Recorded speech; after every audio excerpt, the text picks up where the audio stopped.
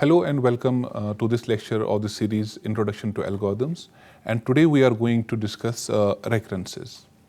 So far we have seen how to calculate the time complexities of algorithms where we saw some examples of some loops, like we had for loops, we had while loops, and we saw how to calculate the time complexities. We also saw the best, worst and average case time complexities of some algorithms.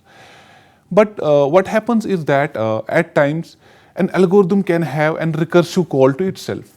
Like you have seen in when we calculate a factorial of a number, we have a way to do it in a normal way, or using recursion means you will call the factorial function will call itself. Okay. In the same way, we have some sorting techniques, like you have merge sort. There also or you have binary sort. You can recursively call your own algorithm so that the list will be sorted. So it is not easy to calculate the time complexity of algorithms wherein we have recursions, because normally what we do is that we have a loop. We simply count the number of times that loop will be executed, and we solve that, and we get the results like we have seen n square, n cube, or we have even seen log n. But when it comes to recurrences, means when it comes to recursive calls, at that times things become a little complicated. So it is this scenario when we have a recursive call to itself, we use recurrences. So recurrences are nothing; these are a way to calculate or to show the time complexities of an algorithm which has a recursive call to itself. Okay. So before telling you about the ways how we solve these recurrences or these time complexities, we'll see a small example wherein we'll see how these recurrences are actually created, or how these recurrences look. Okay. So we will take a small example of an algorithm which displays numbers in up to 1. Means say we have I input 5, it will display 5, 4, 3, 2, 1, and it will stop. Same way if I input 10, it will go from 10 to 1, and then it will stop. So we are having I won't be writing algorithm like I said before, that I'll be writing a small code in C language, so that it becomes clear what it is doing. If I write algorithm for same, it will be a little more descriptive, and then it will be difficult to comprehend how we are calculating the time complexities. So we are having a function here, display. It gets in value integer type n. What this function does, it just checks that if your n is greater than 0 or not. So it simply checks if n is greater than 0,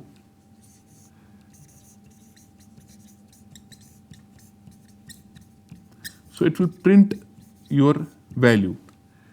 And once it has printed your value, it needs to go a step back. So what it will do, it will call itself, means we are having a recursive call here. Okay, we are having a recursion here. It will call display, but it will call display minus 1.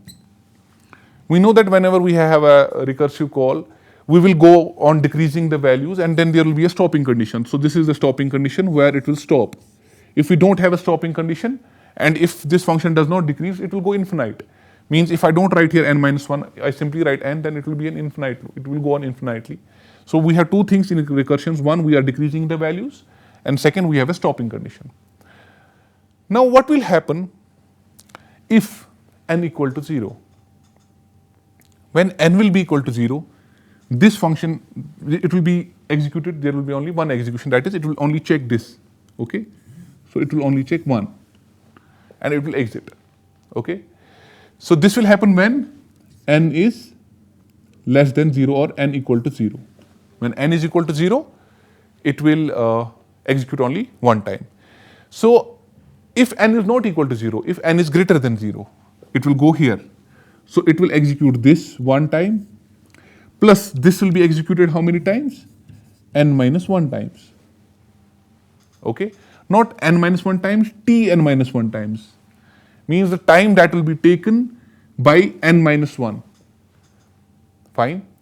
So if we show the overall time complexity of this algorithm by t of n, what is t of n equal to?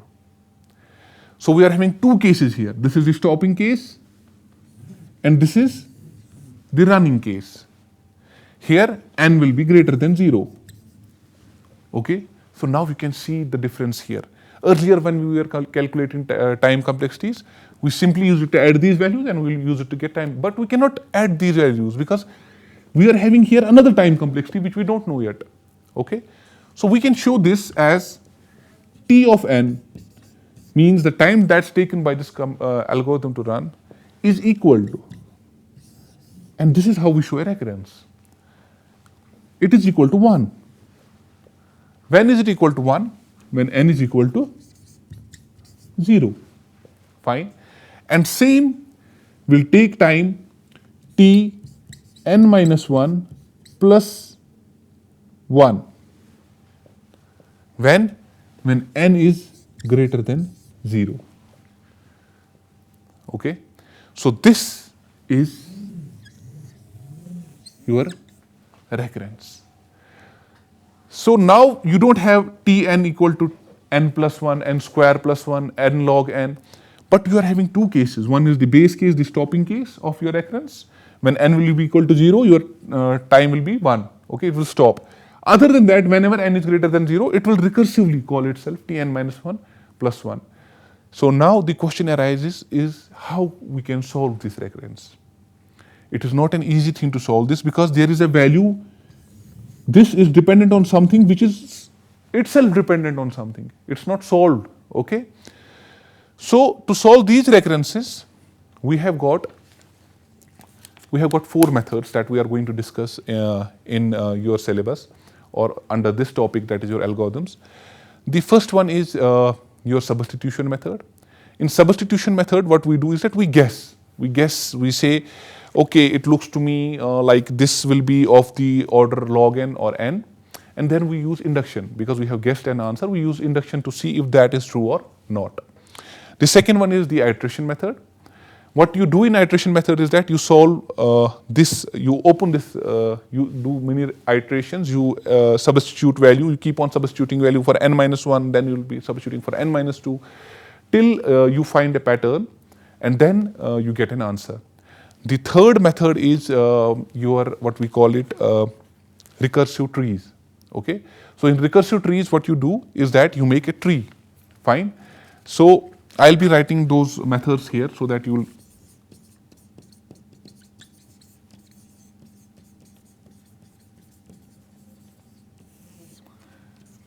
the first method that I said was substitution.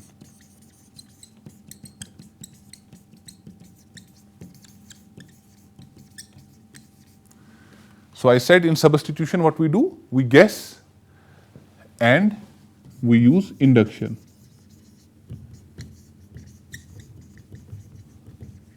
We guess the complexity of your recurrence and then we use mathematical induction to prove it.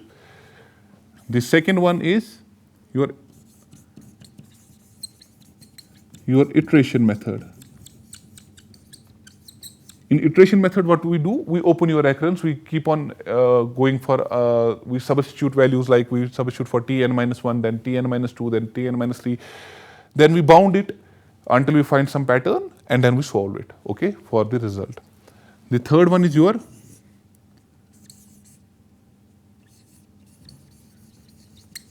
recurrence tree. In recurrence tree, what we do is that we represent our recurrence in the form of a tree. Okay, it's not necessarily to be a binary tree. It can have 3 childs, it can have 4 childs, where each node it represents a sub-problem. The time complexity of a sub-problem of the recurrence, because you know in recurrence it goes on repeating. So we'll be representing, so if this will be n, this will be n minus 1. So the cost of sub-problem is represented by a node, and then we solve this, we add up the cost at each node and we get the result. I'm just giving you an overview of these methods. We'll be studying these methods in detail and we'll be doing a handful of examples in each method. Okay. The last one is your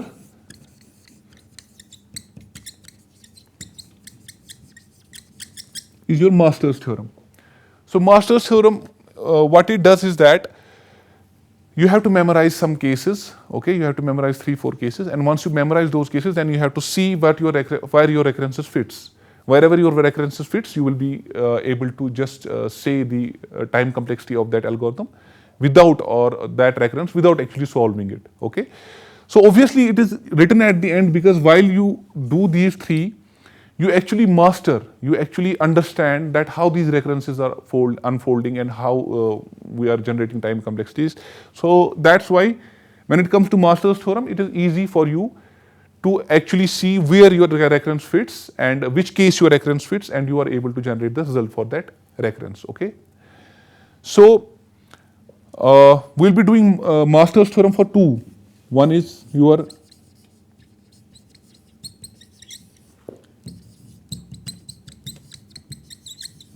we will be taking recurrences to when we solve using substitution method. We'll be taking recurrences when we solve using iteration method. But each time we'll be taking two types of recurrences. One will be decreasing and another will be dividing. So you know in a recurrence or in a recursive call, the value gets on decreasing till it reaches your stopping condition. So value can be decreased in two ways. One will be n divided by say b, another will be n minus b. Okay, so in previous example it was n minus 1, so it can be, sorry, I have shown it the reverse way. Actually it is decreasing is here, so n minus b will be here, and dividing is here, so n divided by b is here. So either it will be decreasing, means the subproblems will be decreasing going on backwards, or it can be dividing. So in both cases it is reducing the value and it will stop at some position. We'll be taking these decreasing and dividing functions when it comes to substitution. When it comes to iteration, we'll be doing them separately. And finally, when we'll arrive at Master's theorem, what we'll do is that we'll see how decreasing recurrences are solved using Master's theorem and how dividing functions are solved using your Master's theorem. Okay, so we will be seeing the first method, that is your substitution method for solving recurrences. And for that, I had taken an example, a recurrence from your merge sort. That is your time complexity for your merge sort is 1 when n equal to 1. And when n is greater than 1, it is 2 times tn by 2 plus n. So I'll give you a little idea about it, what it means. Actually, you know, in merge sort, you are just breaking your list into two parts till you go on, dividing it, and after you reach to the final element, then you go on merging it back. So that's why we are having here 2 times tn by 2. It's not just 1. You are breaking it into 2. Okay. So now we will see how we can solve this recurrence. So as I have written here, the first thing that you have to do is that you have to guess. So how do you guess? You guess by looking at it and trying to compare it with the examples that you have done earlier, or that you will do earlier, or that you will do yourself. Okay. So you can see here it is tn by 2.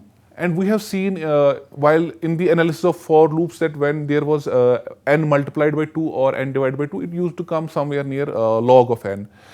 And plus there is another n here, so we can guess. Okay, so we can guess that it is time complexity is of the order n log n. So this is the first part, that is to guess it. So if we are saying that it is of the order n log n, what does it mean? It means that there your t of n will be always greater because it's big O, then it will be less than or equal to c multiplied by n log n, which is the definition of your big O. We have seen it. Okay. So I won't be talking about n0 for now. We will tackle with n0 later on. Now we have to prove this thing. Okay. So we know that to prove it for n in induction, what we will do is that we'll first prove it for n minus 1 or something lesser than n. So what we'll do is that this will hold true for your t n by 2. Okay, because that is less than n. Fine. So it will be true. So it will be less than or equal to c, n will be n by 2 and log of n by 2. Fine. So this is true for this value. Now what we will do is that we will try to see if it fits for your tn. Okay, we'll see if it fits for that. So what we will do is that your tn will be less than or equal to, what is it equal to? 2 times t n by 2 plus n. Fine. This Tn is less than or equal to 2t n by 2 plus n. So for t n by 2, I am going to use this value, that is C n by 2 log n by 2. Okay. So it will be less than or equal to 2 times, and then we will be having C n by 2 log n by 2 and then plus n, this n that was outside. Fine. So what will happen is that this 2 and this 2 will get cancelled. It will be Cn log n by 2, fine, plus n. Okay. So we are having log A divided by log B. So that will be log A minus log B. So what I'll do is that this is log A divided by B. So this will be equal to Cn log n, and then this divide will turn into the subtraction, and then Cn log 2. Okay. And then you have plus n. Fine. So this will be equal to Cn log n, and log 2 is what? Log 2 is 1. So this will be minus Cn plus n. Okay. So we can write it as Cn log n minus C plus 1, and n will be common. What we can say is that if we take C greater than or equal to 1, okay, so what will be happen? It will be Tn will be less than or equal to Cn log n. Okay, so this is what I told you we have to prove. We have to prove that to say that Tn is of order n log n, we have to prove Tn is less than or equal to C, a constant multiplied by your f of n, that is here n log n. But it doesn't stop over here. We have to check for your constants. Okay, we have to check for n0. We have not yet decided what n0 is going to be. Okay, so that n0 will be for your base condition. So we cannot say n0 is equal to 1. Why can't we say that n0 equal to 1? If we say n0 is equal to 1, it will imply that log 1. So log 1 will be, we are multiplying here Cn log 1. So log 1 will be 0, it will become 0. But you are, if we take T1, okay, that will be Cn log n. That will be C multiplied by 1 multiplied by log n, log 1. So it will become 0. But it is contradictory. We cannot say T1 equal to 0 because we are saying T1 is equal to 1. So what we will do, instead of taking n as 1, n0 as 1, we will take it as 2 and 3. Okay, we can do that. How we can do that? Because when we are proving the upper bound, we can take any n0, means beyond n0, when n will be greater than or equal to n0, it will hold true. So we can take our base condition as 2 and 3 instead of taking it as 1 because it does not fit over here. Fine. And also the second reason is that while coming to 1, this recurrence has to come through 3 and then it has to come through 2. Okay. So if we take n0 is equal to 2 and 3, we will substitute those values in this equation and we will try to find the value of C. Okay. We will try to find the value of C. So for 2, so I'll take for T2, so T2 will be equal to Tn minus 1, okay, our recurrence was, I'll write our recurrence over here.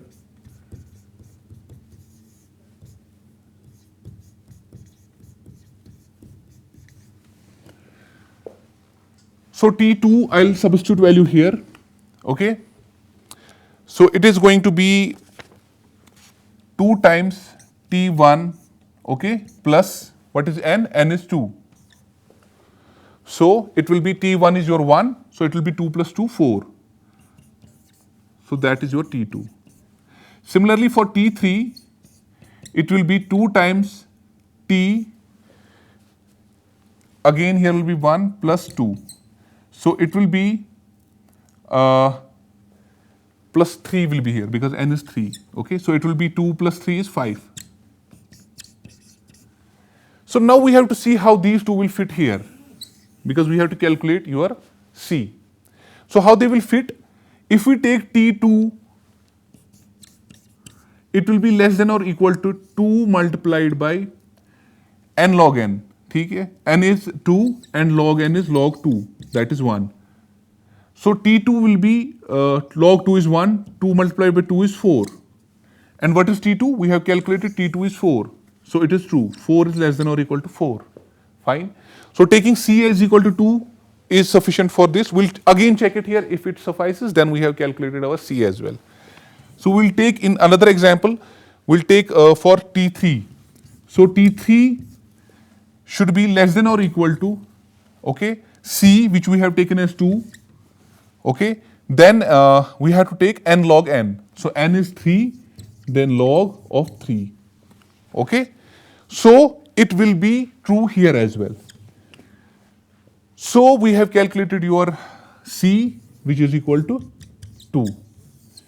And because it proves our equation, that is Tn is less than or equal to Cn log n, we are able to say that your Tn is of the order n log n. So what we did here is that we took our recurrence, then we made a guess. We made a guess that it is equal to n log n. For n log n, then we have to use induction. So mathematical induction, we have to prove that, we assume that it is true for n less than n, that is n minus 1, and then we prove true for n. So we didn't take here n minus 1, we took n by 2, because n by 2 is less than n. So we said that this is true, this holds, that Tn by 2 is less than Cn by 2 log n by 2. Then we substituted this Tn by 2 value in this recurrence here. We solved it and we got this thing, okay. So Tn is less than or equal to Cn log n. We also calculated value of C, which is 2, and hence our recurrence is of the order n log n, and which is true. You know that for merge sort, the time complexity is your n log n. Fine. So we'll take another example for the same substitution method and see how it works. This is another recurrence. Again, it's for dividing function, that is we are having here n divided by 2. So your Tn is 1 when n is equal to 1, otherwise it's equal to 4t n by 2 plus n square. Earlier we only had n. So now we have to guess, the first thing we have to do is that we have to guess what will be the time complexity.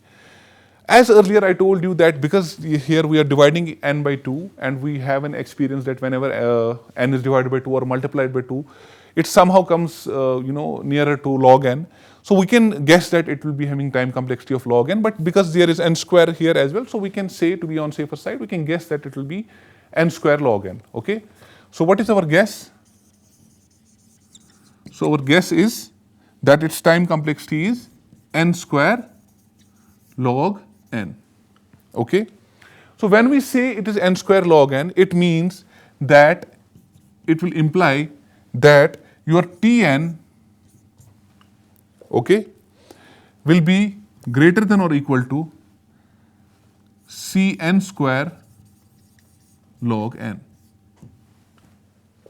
Fine. That is the definition of your time complexity, that you take a constant, multiplied it by your f of n, and then if it is less than t of n, then your time complexity is of the order, that is omega n square log n, okay. So here what we will do is that we will take the base condition, okay. So for the base condition, we have n equal to 1, okay. So we will take T1, which will be equal to 1, and it is greater than C1 square log 1, fine. As long as C is greater than 0, this condition is true. That's C1 square log of 1, it will be, 1 will be always greater than that, okay, because log 1 will become 0 and it will be multiplied by it, so it will be greater than. So base condition holds true, fine. Now what we will do is that we'll go to your induction step. In your induction step, what we do is that we assume that your condition is true for some value which is less than your n, okay. So your induction step,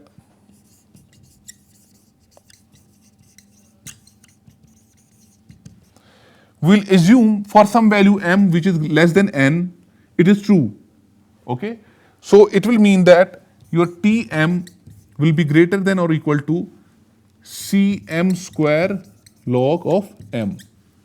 Fine. We have to take a value which is less than n. We know n by 2 will be less than n. Okay, so we can take that value. We can say here that T n by 2 will be greater than or equal to C n by 2 whole square log of n by 2. Okay, I'm just substituting here value for this m. I'm substituting n by 2 because n by 2 is less than n. Fine. So now what we'll do, we'll take our T of n. Our T of n is equal to, what is it equal to?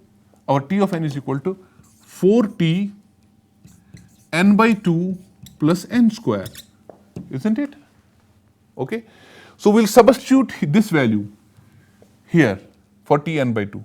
So it will be equal to 4 times, so this is equal to C n square by 4, okay, log of n by 2 plus n square. Fine. So this 4 and this 4 will get cancelled. It will be C n square log of n, and because it's in we are dividing it, we can take it as log a divided by b, which is log a minus log b. It will be minus, again we'll take this because C n square is multiplied to both of the terms, C n square log of 2 plus n square. Okay, so you know log of 2 is 1, so it will be Cn square plus n square. Okay, so what you can do is that you can take n square common. It will be Cn square log n. Here you can take n square common, so it will be 1 minus Cn square. Okay, so what will happen here? This is Tn. Okay, so I'll write it here so that it is visible to you. As long as we have C less than 1, okay, as long as we have C less than 1, what will happen is that your Tn, okay, your Tn will be greater than or equal to C n square log n. So if C is less than 1, you can ignore this term and it will be Cn square log n. So because Tn is greater than Cn square log n, so therefore your Tn will be omega n square log n. In previous example, I took that your Tn is less than your C log n because at that time we were talking about the upper limit, the O notation. Here I took your Tn is greater than your Cm square log n, means that it is the lower limit. So that's why your Tn is omega n square log n. Okay. So we will see one more example for substitution method, and that will end your substitution method and it will be more clear to you. Okay. For the first two examples we saw dividing functions, and now for the third example we will see the decreasing function. Okay. So we have a recurrence Tn, it is equal to 1 when n equal to 1, okay, and it is equal to 2t n minus 1 plus C1 when n is greater than 1. So there are two things worth noticing in this recurrence. One is that we are using n minus 1. We are not using n divided by 2 as in previous cases. Means this is a decreasing function, this is not a dividing function. The second is that we are adding here constant C1. We are not adding n or n square like in previous examples. Okay. So we will be dealing with two things. One, decreasing function, and the second is your constant. So what we can do is that the first thing that we have to do is to guess. Okay. So we can guess what will be the order of this equation or this recurrence. So it can be of the order 2 raised power n. when you solve different loops and and iterations, when you calculate your time and space complexity, at that time you get a hang of it, that what will be the most probable time complexity. Plus we are taking big O, so big O is the upper bound. So like I said, 2 raised power n, it is the worst. Okay, it is the exponential time complexity. So it will definitely fit. So, but the thing is that you have to make the right guess. You have to see the guess should be more nearer to it, okay, the actual value. So, if we have to prove that your recurrence is of this order, we have to show that it is less than this, okay, multiplied by some constant. So, what we have to actually show is that we have to show that your T of n is less than or equal to, fine, k 2 raised power n minus b. Now this is little different. You should be thinking that this should be, actually I should have written Tn less than or equal to C2 raised power n. This is what the definition of the big O is, that your T of n is less than or equal to C multiplied by your G of n. But I have written here K instead of C, okay, that is no problem. But why this minus B? We have written this minus B, so I have to take care of this constant, okay. Once we take care of this constant, we can remove this b. We don't. It won't matter that much. Okay. So now what we will do is that we will use substitution method and see if it is actually of the order 2 raised power n. So for substitution method, what we will do is that we will take the base case. So in the base case, what we have to see? We have to see 1 for T1. Okay. So base case n equal to 1. So we have to see that T1, which is equal to 1. Is it true? If we take it for this value, that is k 2 raised power 1 minus b. Okay. Fine. K multiplied by 2 raised power, that is n, that is 1 minus b. Okay. It should be Tn. It should be greater than. We are talking about the upper bound, so it should be less than. Fine. So if we take it less than or equal to, so we can solve it here. We are taking k 2k minus b, because 2 raised power 1 will be 2. If we equate it with 1, then 2k will be equal to b, k will be equal to b plus 1 it will be. So k will be equal to b plus 1 divided by 2. I'm taking this in equation, I'm converting it into equation, and then it will be 2k plus b. I'm solving it for k, and I get k is equal to b plus 1 divided by 2.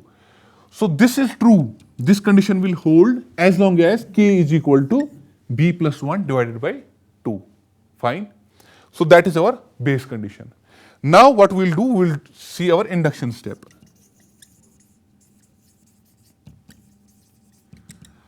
So for induction case, we assume that our case is true for n minus 1.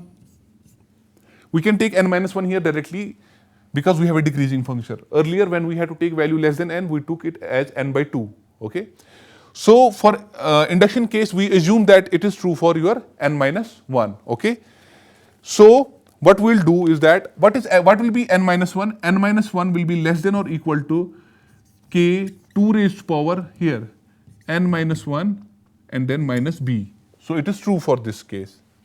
Your induction case is this, that your t n minus 1 is less than or equal to k 2 raised power n minus 1 minus b. So it is true. Now we have to prove it for n. So your Tn will be equal to, we'll take this, it is 2t n minus 1 plus c1. Okay. So it will be less than or equal to 2. I am using this value for Tn minus 1. That is k 2 raised power n minus 1 minus b. Okay. And then plus c1. I'll be opening this, I'll be multiplying this term with 2 and this with 2. So when I multiply this with 2, it will be 2 raised power k, this 2 and this minus 1 will cancel.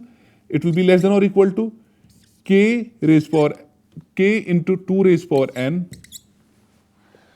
This 2 and this minus 1 will get cancelled. Okay. Then minus 2b plus c1. Fine. So as long as B is greater than or equal to C1, we can forget about this term and your Tn will be less than or equal to k2 raised power n. Okay? As long as B is greater than or equal to C1, when B will be greater than or equal to C1, then multiplying it by 2, this term will only be what? This term will be reduced to B. So we will be having here B. If we assume that your B is greater than or equal to C1, this term will be a bigger term because it is only greater than or equal to C1. It's never going to be less than C1, so it will reduce to B. So your Tn is k2 raised power n minus B. That is what we had to prove. This is what was our target. In order to say that our guess that your T of n is order of 2 raised power n, we had to prove that T of n is less than or equal to k 2 raised power n minus B, and that is what we proved. Okay, and therefore our guess is right and your recurrence is of this order. So if we look at these 3 examples, we notice that the whole substitution method revolves around our guess. Means we have to first guess what will be the time complexity of your algorithm or your recurrence. And if you guess it wrong, means if you take the upper limit, you can take it 2 raised power n, you can take it n raised power n, it is upper limit, it will still be true. Okay? So what happens usually when you have to solve a recurrence using substitution method, it usually burns you out. If you are not well experienced, you just keep on guessing and you keep on solving, you don't get results. Sometimes you have guessed it wrong, sometimes you have guessed it right, or you have guessed it too far away, the upper limit.